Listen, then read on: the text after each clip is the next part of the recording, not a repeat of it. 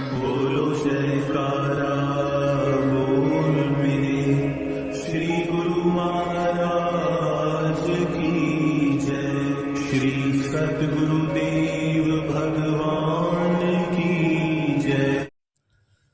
गुरुमुखो भक्ति प्रांते होत है, मन दे कीजे भाव, परमारथ प्रतीत में यह तन जाए तो जा। कहते हैं कि स्वर्ण को जब तक आग की भट्टी में नहीं तपाया जाता तब तक उसमें चमक नहीं आती। इसी प्रकार समय के संत सद्गुरु भी अपने शिष्य को जब तक परीक्षा की कसौटी पर न उतारे तब तक वह जनसाधारण के लिए आदर्श नहीं बन सकता।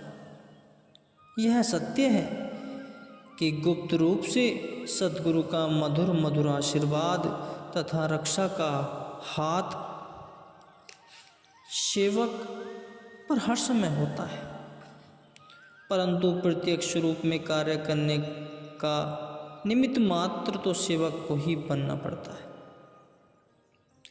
यद्यपि भीतर से तो अलौकिक शक्तियों के मालिक सद्गुरु जी की कृपा से ही कार्य संपन्न होता है। उनकी विशाल कोमल भुजाएं संपूर्ण ब्रह्मांड में गुप्त रूप से सदैव व्याप्त रहती हैं, परंतु आवश्यकता तो केवल शिष्य के सद्गुरुदेव जी की चरणों में दृढ़ विश्वास रखने की है। सच्चे सेवक कार्य में सफल होने पर भी सद्गुरु का असीम उपकार मानते हैं, जैसे कि इसमें बताया गया है। समर्थ स्वामी जी रामदास जी छत्रपति शिवाजी के रूहानी गुरु थे तथा शिवाजी का अपने गुरुदेव के चरणों में दृढ़ आस्था व अचल विश्वास था। इसलिए इस नाते गुरुदेव जी की उन पर विशेष कृपा दृष्टि बनी हुई थी तथा वह शिवाजी का हर प्रकार से ध्यान रखते थे। इस कारण उनके अन्य शिष्यों के मन में सदैव यह संदेह बना रहता था कि श्री समर्थ स्वामी जी शिवाजी को राजा होने के कारण ही इतना महत्व देते। अंतर्यामी गुरुदेव जी ने शिष्यों के मनों में आए भ्रम को देख आवश्यक समझा कि इनके संदेह को दूर करना ही पड़ेगा। एक दिन गुरुदेव सब शिष्यों सहित यात्रा पर पधारे तो वन के मार्ग में गुफा के निकट पहुंचकर यात्रा रोक दी गई और लेटकर कहने लगे कि हमारे पेट में अत्यधिक पीड़ा हो रही है। इधर छत्रपति शिवाजी उस समय गुरुदेव के दर्शनार्थ निकले थे। आश्रम पर जब पहुँचे तो वहाँ पर अपने गुरुदेव को न पाकर उन्हें खोजते हुए वन की ओर चल दिए। वहाँ गुफा में पहुँचने पर गुरुदेव को उधर सूल से कर्राते हुए देखा। तब शिवाजी ने विनय की कि हे प्रभु, आप आज्ञा कीजिए, यहीं पर किसी उचित चिकित्सा को बुला लाऊं। श्री समर्थ स्वामी जी ने उत्तर दिया कि शिवाजी, व्यर्थ परिश्रम न करो, क्योंकि यह हमारा दर्द वैद्यों की चिकित्सा से अच्छा होने वाला नहीं है। इसकी एक औषधि अचूक दवा का काम कर सकती है। किंतु वह कहते कहते गुरुदेव जी रुक गए। सब शिष्य मंडली भी, जो कि शिवाजी से मनमुटाव रखती थी, समीप खड़ी गुरुदेव को पीड़ा से व्याकुल होता देख रही थी। गुरुदेव के औषध के बारे में कहने पर भी किसी ने कुछ नहीं कहा। उधर शिवाजी ने तत्काल ही दोनों हाथ जोड़कर प्रार्थना की कि हे प्रभु, आप जी औषधि बतलाते रुक गए हो आप निसंकोच बताने की कृपा कीजिए। चाहे वह दवा कितनी भी दुष्प्राय क्यों न होगी, उसे मैं अवश्य ही लेकर आऊँगा। आप पीड़ा से इस प्रकार व्याकुल हो रहे हैं, अब मैं उपचार किए बिना यहाँ से हरगिज न जाऊँगा, क्योंकि इस समय मुझे दूसरी अर्थात राजकाज की बातें नहीं सूझ रही। अतएव हे भगवान, आप जी इस दीन पर कृपा कर औषधि बतलाने की अनुकंपा कीजिए। शिवाजी की इस प्रकार की दृढ़ता से पूर्ण वाणी सुनकर श्री समर्थ स्वामी रामदेव जी ने शिथिल स्वर में कहा कि हमारे इस शूल को सिंघनी का ताज़ा दूध ही दूर करने में समर्थ है, परंतु वह दूध तो दुष्प्राय ही नहीं प्रस्तुत प्राय हो सकता। वह दूध आसानी से प्राप्त नहीं हो सकता। शिवाजी ने गुरुदेव जी के यह वचन सुनते ही कहते हैं कि मैं प्रयत्न करता हूँ, तथा प्रणाम कर गुफा से निकल गए। उन्होंने यह तो सुन ही रखा था कि सिंघनी का दूध तो केवल स्वर्ण पात्र में ही ठहर सकता है। अतः उन्होंने पहले स्वर्ण पात्र लिया, उसके पश्चात लौटकर वन में सिंह की गुफा की खोज करने लगे। ढूंढते ढूंढते सायंकाल हो गया, शाम हो गई। अंततः उन्हें एक गुफा दिखाई दी, जिसमें 2 सिंह शावक बच्चे परस्पर क्रीड़ा करते खेलते हुए दृष्टिगोचर हुए। यह देखकर शिवाजी की बाँछें खिल उठी। जिस प्रेमी के हृदय में दृढ़ लगन व गुरुदेव के चरणों में अटूट विश्वास हो, तो उसके सब कार्य निर्विघ्न रूप से प्रकृति स्वयं ही कर देती है।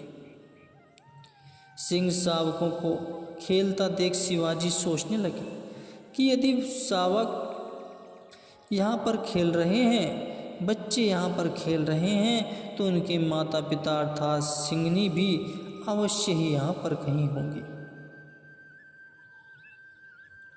यह विचार कर शिवाजी उस कंद्र गुफा में प्रवेश हो गए और चुपचाप एक ओर खड़े होकर प्रतीक्षा करने। सिंह, व्याघ्र आदि पशु सीधी ओर नीचे जाकर फिर पर्वत में दूर जाने वाली गुफा कंदरा ही पसंद करते हैं कि जिसमें कोई अन्य हिंसक पशु उनकी अनुपस्थिति में उनके बच्चों पर प्रहार न कर सके। शिवाजी बाट तो जो ही रहे थे, इतने में ही सिंघनी आई और नीचे कूदकर गुफा में घुस गई। तब शावक उसके समीप दौड़ते हुए आए। गुफा में मनुष्य की गंध पाकर वह गुर्राने लगी। उसकी गर्जना सुनकर शिवाजी निधड़क होकर सामने आ गए और हाथ जोड़कर बोले कि माता, मुझे गुरुदेव के लिए तुम्हारा थोड़ा सा दूध चाहिए। यद्यपि जो सिंह या बाघ नरभक्षी हैं, वे मनुष्य पर प्रहार न भी करें तो यह माना जा सकता है, परंतु बच्चे के समीप होने पर उनकी माता बहुत भयंकर होती है। वह मनुष्य पर आक्रमण किए बिना पीछे नहीं हटती। इसलिए जिस मनुष्य के मन में सच्चे भाव हो, अटूट विश्वास व गुरुदेव के प्रति सहानुभूति हो, ऐसे सच्चे आचरणशील व भक्तिवान पुरुषों का हिंसक पशुओं पर भी अच्छा प्रभाव पड़ता है। उनके निकट जाने पर सिंघनी भी अपना क्रूर व्यवहार तज कर माता के सदृश वात्सल्य प्रकट करने लगी। उसने गुर्राना छोड़ दिया। शिवाजी उनके समीप बैठकर उसको सहलाने लगे। तब सिंघनी ने भी इन्हें सूंघा और चाटने लगी। उस समय उचित अवसर पाकर शिवाजी ने दूध दूहकर पात्र भर लिया उस गुफा में से ऊपर चढ़ कर निकलने में यद्यपि शिवाजी को बहुत श्रम करना पड़ा, परंतु सिंहनी के दूध प्राप्त होने की प्रसन्नता में कि मेरे गुरुदेव जी इसके द्वारा स्वस्थ हो जाएंगे, नवीन उत्साह से भरे हुए शीघ्र ही गुफा से बाहर आ गए। तत्पश्चात जल्दी जल्दी वन पथ को पार करते हुए उस स्थान पर पहुँचे जहाँ शिष्यों सहित गुरुदेव जंगल में जिस गुफा में बैठे थे। शिवाजी ने आते ही गुरुदेव के चरणों में प्रणाम किया। तब गुरुदेव ने पूछा, शिवाजी क्या तुम सिंहनी का दूध ले आए हो? शिवाजी ने विनय की कि जी गुरुदेव, आपकी कृपा से दूध ले आया हूँ। उधर शिष्य तो यह सोच रहे थे कि अब शिवाजी तो आने से रहे, क्योंकि सिंहनी उनका भर्षण यानी कि उनकी मृत्यु कर देगी, परंतु उन्हें कार्य में सफल देखकर सब दांतों तले उंगलियां दबाने लगे तथा अपने मनों में पैदा हुए ग्लानि व संदेह पर लज्जित भी हुए। उसके पश्चात गुरुदेव जी ने वह दुग्ध पात्र से ले लिया और चरणों में झुके हुए शिवाजी को उठाकर गले से लगाया एवं उन्हें अपनी कृपा भरी चितवन से मालामाल कर दिया। इस प्रकार गुरुदेव स्वामी ने अपने शिष्य के हृदय में शिवाजी के प्रति जो संदेश सदैव बना रहता था कि गुरुदेव राजा शिवाजी का अकारण ही इतना ध्यान रखते हैं, वह उनको महत्ता देते रहते हैं, प्रत्यक्ष प्रमाण आज प्रकट कर दिखाया कि किस प्रकार उन्होंने हमारे उदर शूल के पीछे अपने प्राणों की बाजी लगाकर भी सिंहनी का दूध ला कर दिया। यह है प्रत्यक्ष उदाहरण दृढ़ विश्वास एवं उत्साह का। दृढ़ विश्वास व लगन के द्वारा ही संसार अथवा परमार्थ में विजय प्राप्त की जा सकती है। जो मालिक के सच्चे प्रेमी होते हैं वे अपने इष्ट देव की प्रत्यक्ष मौज को सहर्ष स्वीकार कर अपने प्राणों का उत्सर्ग करके भी गुरुदेव की प्रसन्नता पाने की अभिलाषा रखते हैं। फिर ऐसे परम भक्त की रक्षा मालिक स्वयं करते हैं। जिस प्रकार समर्थ स्वामी रामदास जी ने सिंहनी को भी अपनी कृपा द्वारा गाय रूप बना दिया। आवश्यकता केवल मन में दृढ़ लगन व विश्वास पैदा करने की है। फिर भी सद्गुरु जी की कृपा से कठिन कार्य में स्वयं सुगम हो जाते हैं। सेवा ऐसा मंत्र है सबका मन हर लेत, परमेश्वर भी शिवत मुँह मांगा फल देत। सद्गुरु की श्रद्धा से की हुई सेवा की शास्त्रों ने अत्यधिक उपमा की है। वैसे तो सब शुभ तथा श्रेष्ठ कर्मों का फल प्रकृति की ओर से प्रत्येक मनुष्य मात्र को मिलता है, परंतु सद्गुरु की सेवा तो लिफ्ट की भांति है। जैसे लिफ्ट आदमी को पल भर में मकान की ऊपर वाली छत पर पहुंचा देती है, ऐसा ही सद्गुरु के निष्काम भाव से की गई सेवा का प्रताप है। जिसने सेवा करके सद्गुरु को प्रसन्न कर लिया, वह सद्गुरु की कृपा का पात्र बन गया। उसी गुरुमुख पुरुष का जीवन ही धन्य धन्य कहलाने के योग्य है।